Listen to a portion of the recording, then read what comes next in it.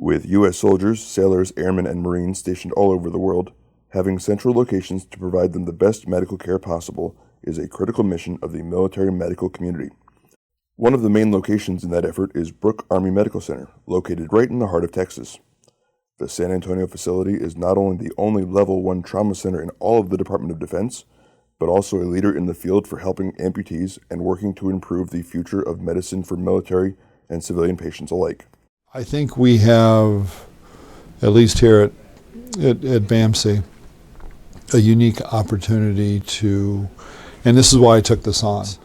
We have the resources, we have a training program for pulmonologists, for fellows, and so that brings a lot of interest into that. We've got the support of the command, which is very, very important in terms of, yeah, this is an issue. And so, and working the way up the chain, there are so many post-deployment issues. TBI, PTSD, the suicide problem, all those different things, amputations, all the traumatic injuries and things like that. But we at least feel a role, at least in this institution, as one of the tertiary referral centers and one of the major medical centers for the military, is it's sort of our responsibility. I mean, to take a good look at this issue and try to bring as much clarity as we can, given the resources. The ability to help the members of the armed forces is not lost on the people who serve there, whether they are involved in treating patients or researching various conditions, including pulmonary issues that may affect their lives in the military and after their service is done. When I first heard about this, we were at a conference at National Jewish in 2010, and I heard about these civilian studies, and it's like, wait a minute, these are our guys.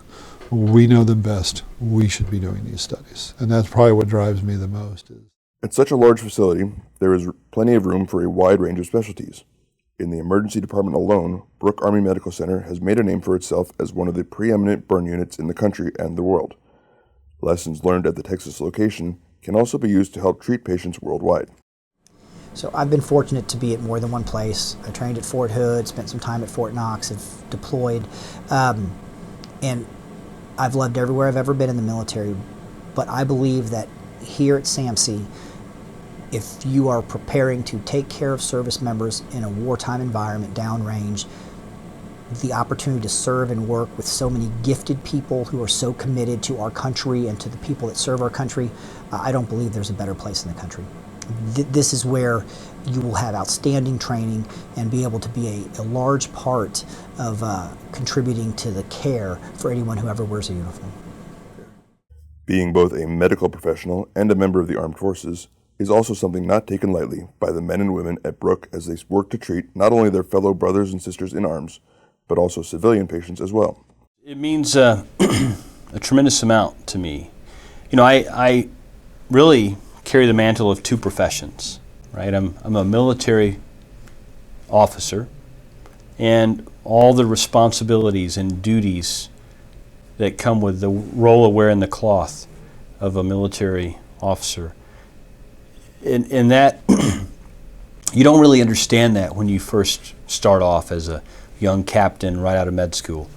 But as you spend more time, as you deploy downrange, and you go to, I went to Iraq, to Tikrit for 6 months, and you care for really, really injured and wounded soldiers, and you come back here and you see them recover, it just drives home patriotism. It drives home what we all have inside of us, and that's helping others. You feel your best when you help somebody else. You know, self-gratification only lasts so long. Helping somebody else is what we're wired for, right? And in this profession of a military officer, whether it's humanitarian work, going down range and taking care of our soldiers, or just being here, being a part of America's defense, you feel like you're helping people all the time. So the military side has been fantastic. On the doctor side, we also get to be a physician, and all the challenges, but all the rewards that come with being a medical doctor in this country. And you put the two together, and I don't see how anybody in the world could have a better job than what I've got. And while not all their work benefits patients today, keeping an eye on future treatments is an equally important part of the task in preparation for conflicts and conditions not yet known to members of the military. I think everybody wants their what they do to actually matter, and feel like you're contributing. And obviously, every day is different, and some days you're not as confident that what you're doing, is helping. I think the biggest thing is that we're able to do translational research and clinical research, which can make a difference, in the several months to several years from now, versus in the outside where that funding is not available. It's just a great mission. I think thinking about helping people who volunteered to put their livelihood, their well-being on the line is, that's a great mission. There is perhaps nowhere on the San Antonio campus where the fruits of that effort are more evident than the Center for the Intrepid. It is at this facility where service members who have lost arms and legs in combat are given the chance to use the latest technology available to return to as normal a quality of life as possible. I love being here. I love this area, being in this building. Every day when I walk through the door and I see the marble sign on the wall that says that 600,000 Americans donated money. It didn't matter how little, they were counted if they donated, that they built this building and 2 Fisher houses too. So to me, I'm inspired just by walking in this door to realize that Americans are counting on the staff, and me to lead the staff, to take care of our folks in this building. So to serve in this building has such honor and value to me personally that I can't think of a better place to be.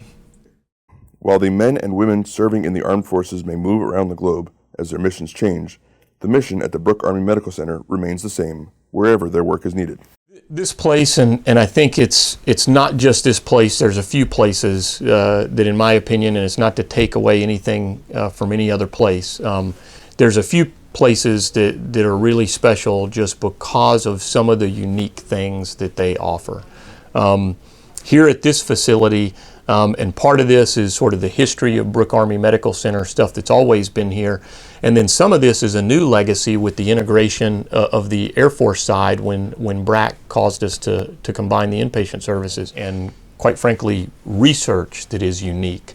Because we have just an amazing group of clinicians here that are advancing medicine, not just for the military, but for all of medicine. And when you have that combination of people, and you have the patient population where those patients are special, there's a reason why we exist to serve them. All of that comes together to create a place that's really unique. It's an unbelievable honor for people to work here.